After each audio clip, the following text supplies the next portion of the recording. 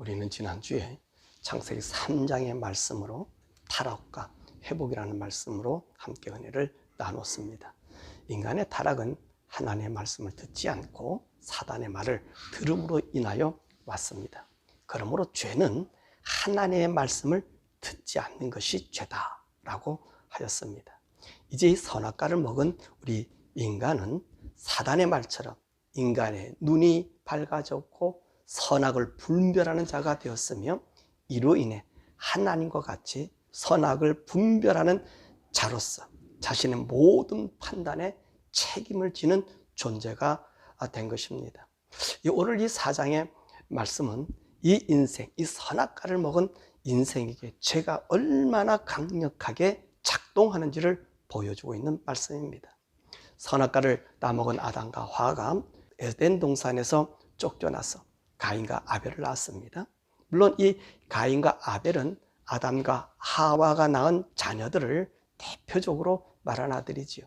그 뒤에 또 셋도 나는 것을 보여주시지만 가인과 아벨 말고도 하나님은 이 아담과 하와를 통하여 많은 다른 자녀를 두었습니다. 그러나 오늘 창세기 4장에서는 이들이 대표적인 사람으로 우리에게 나타나 보여주고 있는 것입니다. 아담의 후손, 오늘 이 두 아들은 어떤 일을 하였을까요? 가인은 농사 짓는 사람이었다고 얘기하고 아벨은 양치는 사람이라고 하였습니다. 자, 이 세월이 지난 후에 이들이 성년이 되어 하나님께 제사를 드리게 되었습니다. 가인은 농사를 지음으로 땅의 소산으로 제물을 삼아 하나님께 드렸고, 또 아벨은 양치는 자이므로 양의 첫 새끼와 함께 그 기름으로 하나님 앞에 제사를 드렸습니다.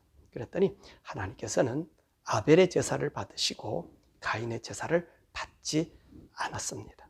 자, 이것이 발단이 되어서 가인은 아벨에 대한 적개심을 가지게 되었습니다. 그래서 하나님은 가인에게 나타나셔서 왜 분하여 하며 안색이 변함이 어찌 된 일인가 라고 말씀하셨습니다. 그리고 나서 내가 선을 행하면 어찌 낯을 들지 못하겠느냐. 선을 행하지 아니하면 죄가 문에 엎드려져 있느니라. 죄가 너를 원하나 너는 죄를 다스릴지니라 라고 말씀하십니다. 그러나 가인은 이 하나님의 말씀을 듣고도 끝내 아벨과 함께 들녘에 있을 때 그 아우를 돌로 쳐 죽였습니다.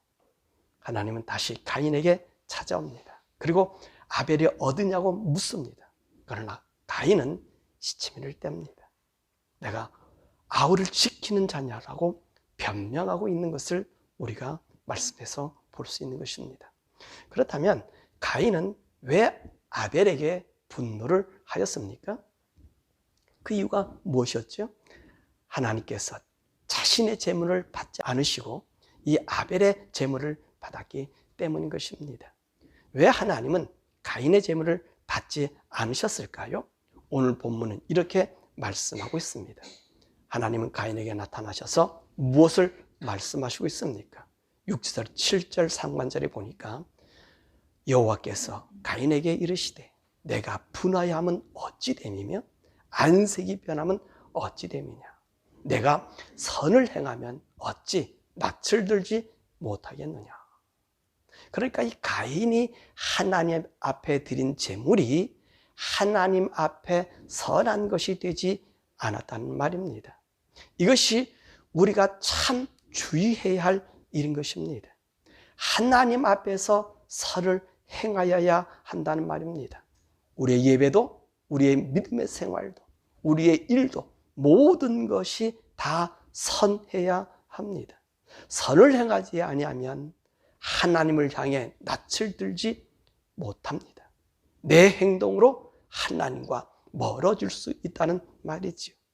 그러면 왜 가인은 이렇게 낯을 들지 못한 일을 하였을까요? 자, 낯을 들지 못하였다는 말은 무엇인가 숨기고 계획하고 자기의 마음속에 악한 것을 가지고 있다는 말입니다. 그것이 무엇일까요? 바로 죄입니다. 죄가 그의 마음속에서 작동하고 있다는 말입니다. 죄가 작동하니 그의 마음에 악을 품게 된 것입니다. 그렇다면 어떻게 가인의 마음이 죄로 사로잡히게 되었을까요? 그의 분함입니다. 왜 분함이 생겼습니까? 자신의 재물을 받지 않고 아벨의 재물을 받으셨기 때문입니다. 우리는 3장에서 아담과 하와가 무화과 나무 잎으로 서로를 가렸다고 했습니다. 왜 그들이 무화과 나무 잎으로 옷을 만들어서 가렸다고 했죠? 저들이 서로 다름을 알았기 때문이라고 우리가 배웠습니다. 이는 선악과를 먹음으로 우리에게 나타나는 현상이 다르다고 하는 것이 비교하는 비교의식이 생겨졌기 때문에 그렇습니다. 이것을 무엇이라고 했을까요? 그것을 분별하는 능력이라고 말했습니다. 사단이 하와에게 무엇을 말했습니까? 내가 선악과를 먹는 날에는 너 선악을 알 줄을 하나님과 같이 된다라고 유혹했습니다. 선악을 안다는 말은 선악을 분별하다는 말입니다. 그래서 이들이 첫 번째로 눈이 밝아져 서로가 다름을 알았기에 무화과 잎으로 옷을 만들어 입었던 것입니다. 이처럼 이 모습이 바로 가인에게 나타난 것입니다. 왜 하나님이 나의 재물을 받지 않고 아벨의 재물만 받았지? 이런 비교가 찾아온 것입니다. 바로 이 비교의식이 분별력이 된 것이지요. 이렇게 분별이 되니까 가인의 마음에 악의를 품게 됩니다. 이 분별의 마음이 생겼다는 것은 우리의 마음에 그 어떤 것을 선택해야 함을 결정하게 한다는 것입니다. 선을 선택할 것인지 악을 선택할 것인지를 결정해야 합니다. 즉 우리의 선택이 바로 우리의 행동으로 나타나서 선을 따를 것인지 악을 따를 것인지가 결정이 된다는 것입니다. 이 결정에 의해서 이 비교의식으로 우리를 고민하게 만드는 것이지요. 바로 가인이 이렇게 고민함으로 그 분노가 그 낯을 들지 못하게 된 것입니다. 이때 하나님은 가인에게 나타나서 무엇이라고 말씀하십니까? 7절의 말씀 보니까 내가 선을 행하면 어찌 낯을 들지 못하겠느냐. 선을 행하지 아니하면 죄가 문에 엎드려 있느니라. 죄가 너를 원하나 너는 죄를 다스릴지니라. 자, 선을 행하지 아니하면 죄가 문에 엎드려 있다라고 말하고 있습니다. 죄가 문에 엎드려 있다는 말은 죄 지을 준비가 되어 있다는 말입니다. 그러면 죄가 우리 마음에서 부풀려지기를 시작합니다. 악한 생각이 나의 마음을 충동질하기를 시작합니다. 이 말씀이 바로 죄가 너를 원하고 있다는 말입니다. 이때 하나님은 우리가 어떻게 해야 한다고 말씀하고 계십니까? 너는 죄를 다스리라. 이 죄를 다스린다는 말은 그의 말을 따르지 않는다는 말이지. 왜 우리가 죄를 다스려야 합니까? 우리는 지금 어떤 사람이 되어 있습니까? 선악과를 따먹음으로 인해서 우리는 선과 악을 구별하는 사람이 되었습니다. 이제는 선과 악을 내가 결정할 수 있는 결정권자가 되었고, 선악에 따라 내가 선한 사람이 되기도 하고 악한 사람이 된다는 말입니다. 그렇습니다. 인간이 선한 사람이 따로 있고 악한 사람이 따로 있는 것은 아닙니다. 바로 자기 자신에게 달려있다는 것입니다. 물론 악한 사람이 있습니다. 거짓말을 밥 먹듯 사는 사람들이 있습니다. 그러나 이 사람들도 따지고 보면 선을 선택하지 않고 악만 따르기 때문에 그 마음에 선한 것이 들어올 여지가 없었습니다. 우리 이것을 참 많이 봅니다. 입만 열면 거짓말하는 사람들, 악한 것을 알면서 그것을 계속해서 하는 사람들, 이 사람들은요, 선한 것인 줄 알면서도 오히려 선한 것이 악한 것이냐 망각해 버리려는 의도적인 행동입니다. 왜 하나님은 우리에게 죄를 다스리라고 이야기하고 있습니까? 우리는 선악을 분별하는 유일한 피조물로서 하나님과 같은 심판자가 되었기 때문입니다. 그러므로 이 선악을 알기 때문에 하나님 앞에서 우리는 우리의 선악의 분별함에 있어서 그 어떤 선택을 하냐에 따라서 그 책임을 피할 수 없게 된 것입니다. 자, 이 죄를 다스리지 못한 가인은 어떤 행동을 하였습니까? 하나님께서 그렇게 찾아와서 알려주셨고 그의 잘못된 선택을 하지 않기를 바랬으나 결국은 하나님 말씀을 거절하고 자기 생각, 자기의 분함, 이 죄에 부풀려짐으로 죄의 지배를 받아 자기 아우를 죽인 일을 합니다. 왜 이런 일을 하였을까요? 사실요, 인간은 죄를 컨트롤할 능력이 없습니다. 선을 행하기보다 악을 더 쉽게 따릅니다. 그래서 우리 인생들은 선보다 악을 더 사모합니다. 아닌데 라고 하면서 예 라고 하여 악에 동참합니다. 그리고 우리는 어떤 일을 합니까? 이 죄에 대하여 합리화를 시킵니다. 소위 말하는 핑계를 대는 일을 하지요. 바로 아담이 그러지 않았습니까? 하나님 내게 주신 여자가 먹으라 해서 먹었습니다. 바로 이 가인도 이와 같은 말을 합니다. 자기 아우를 돌로 쳐 죽였습니다. 하나님께서 가인에게 나타나서 묻습니다. 여호와께서 가인에게 이르시되 내 아우가 어디 있느냐? 그러자 가인은 뭐라고 말합니까?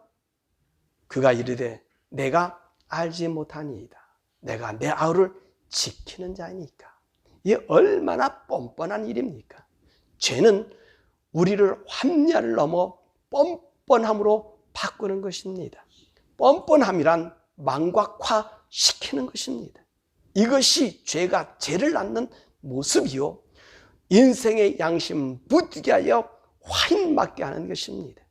이 화인맞게 하는 첫 단계가 핑계요, 합리화요, 죄를 죄로 인정할 줄 모르는 뻔뻔함이란 말씀입니다.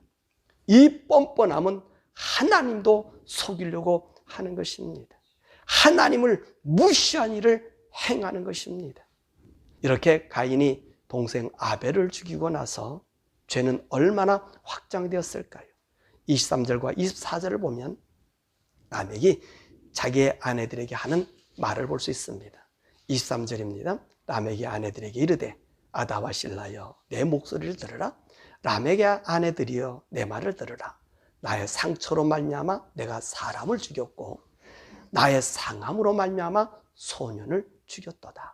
자, 오늘 라멕은요, 이 말씀에서 2명의 사람을 죽인 것을 말을 합니다. 한 사람은 자기에게 상처를 입혔다고 죽였고요, 다른 한 사람은 자기를 때렸다고 죽였다는 것입니다. 이것은 무엇을 뜻합니까? 죄가 이 땅에 만연되어 있었다는 것을 알 수 있는 것입니다. 사람들이 얼마나 악한지 자신을 때려도 죽이고 자기에게 상처를 입혀도 죽인다는 말씀입니다. 이렇게 죄가 확산되어 있습니다. 자, 그럼에도 불구하고 하나님의 구원의 노력, 그 노력은 끝이지 않습니다. 하나님이 이런 가인을 살려주십니다. 하나님은 아담에게 행하셨던 것처럼 가인에게 죽임을 면하는 이 표, 이 도장을 찍어줍니다. 이것이 하나님의 인간을 향한 구원의 노력입니다. 우리는 하나님께서 인간들을 향한 구원의 노력을 살펴볼 필요가 있습니다. 아담과 하가 범죄했을 때는 가지고 슬퍼주셨고요, 홍수전 인간들에겐 오늘 이 가인에게 준 것처럼 이 표를 주셔서 이들을 구원하려고 하셨습니다. 또 노아 홍수 때는 하나님께서 방주를 만들어서 홍수에서 죽임을, 그래서 인간을 보존하기를 원했습니다. 또 노아 홍수 이후에는 아브라함에게 이 제물을 드림으로 죄를 용서하게 하셨고요, 모세 이후 예수님 오시기까지 율법과 이 성막을 통해서 제사를 통해서 구원하셨습니다.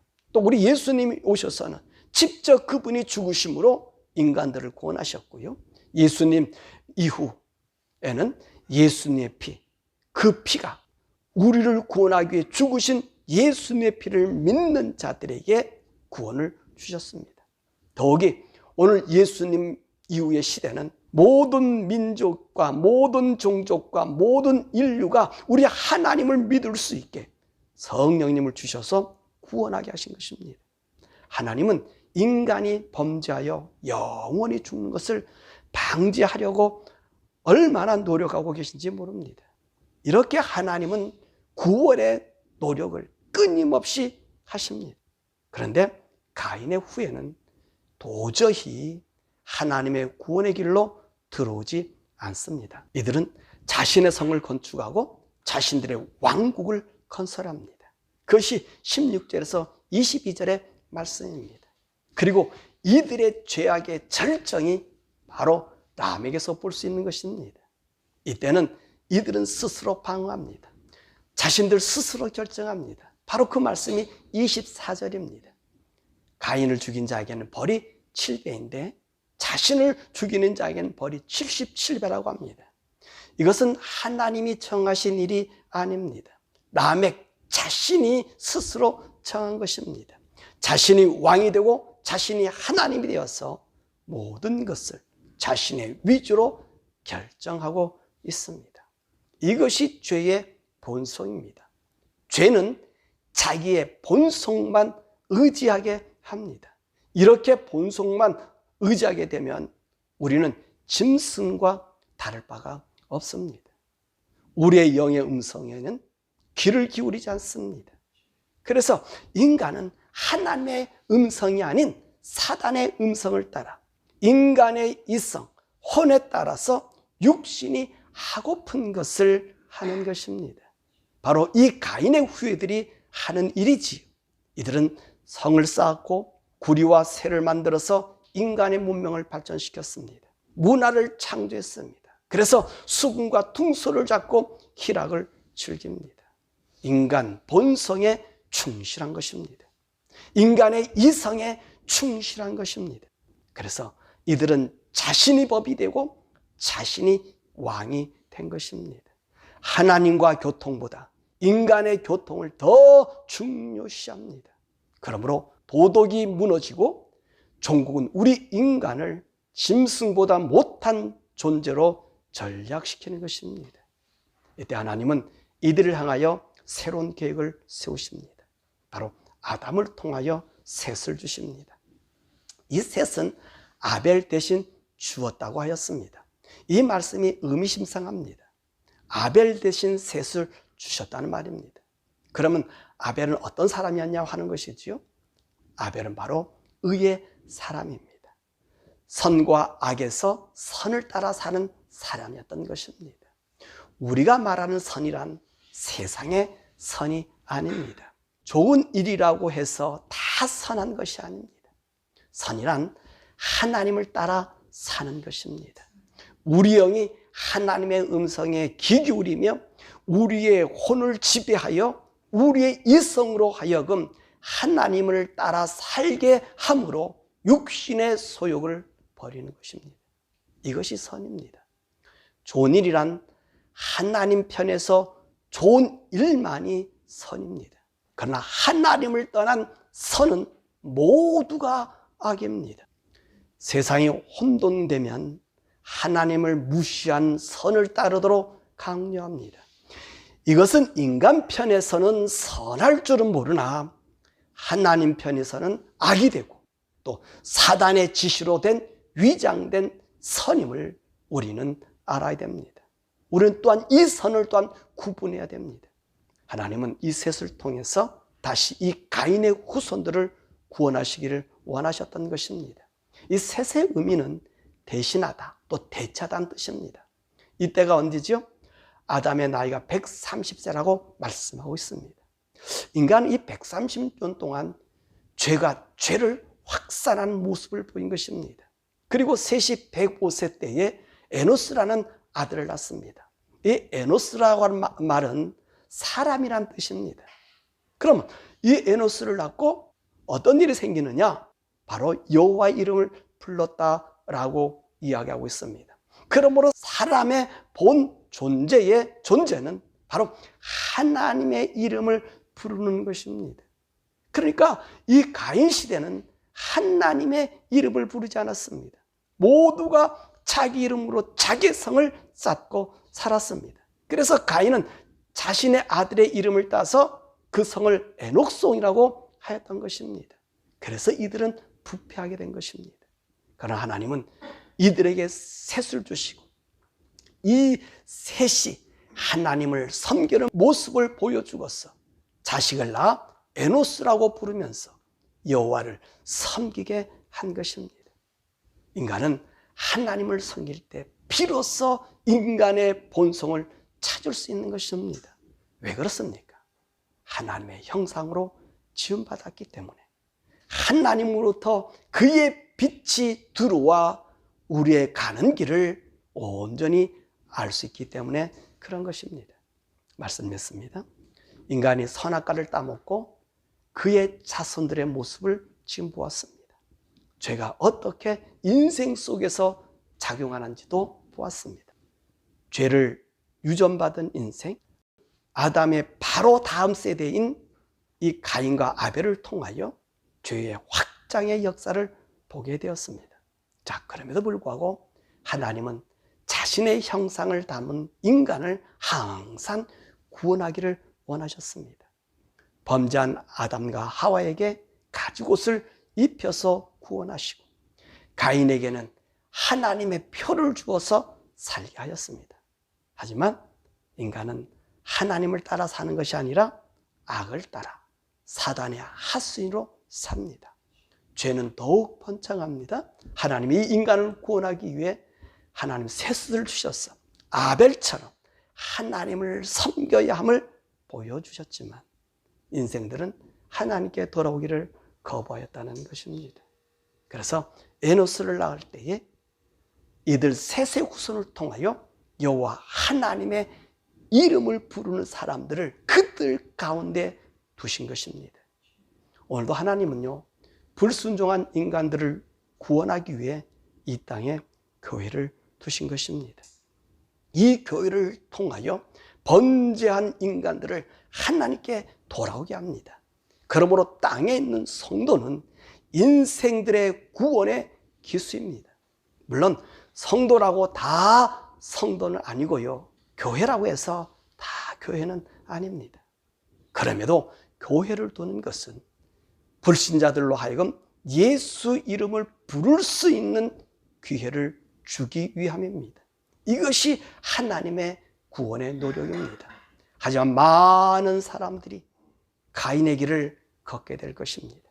가인과 그의 후손과 같은 예배를 드릴 것입니다.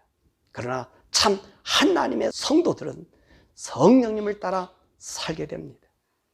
왜 성령님의 음성을 날마다 듣고 우리가 살아야 할까요? 우리는요, 우리 의지대로 살지 못합니다. 항상 죄가 우리 문 앞에 엎드려져 있습니다. 이 죄를 이길 수 인생은 없습니다. 그래서 우리는 이 성령님을 따라 살아야 하는 것입니다. 날마다 순간순간 우리는 그분의 음성을 듣고 죄가 우리의 문에 도사릴 때에, 죄의 소욕이 나타날 때에 우리의 의지와 우리의 마음을 다스려 주실 것을 간구해야 합니다. 그렇지 않으면 우리는 죄의 함정에 빠져 사단이 원하는 멸망의 길을 갈 수밖에 없습니다. 가인의 실패가 무엇입니까? 그는 하나님의 음성을 듣고 그의 의지를 하나님께 드리지 않고 자신이 간직하고 죄가 그를 사로잡게 놔둔 것입니다. 그래서 그는 죄의 종이 되었고 결국은 하나님의 구원의 노력도 무색하게 만든 것입니다. 그러므로 우리 성도는 성령님을 따라 살 때 우리의 거룩함을 지키며 죄의 함정에서 벗어나며 죄를 다스릴 수 있는 것입니다. 이런 성도들만이 하나님의 아들들이 되어서 예수님의 재림에 준비된 사람이 되고 하나님이 준비한 천년왕국과 영원한 천국에 들어갈 자격을 얻게 됩니다. 바라고 나기는 우리 성도님들과 이 설교를 듣는 모든 분들은 가인의 길, 죄의 길에서 벗어나 아벨 의의 길을 걸어서 하나님의 구원의 길에 굳건히 서시기를 간절히 간절히 축원합니다.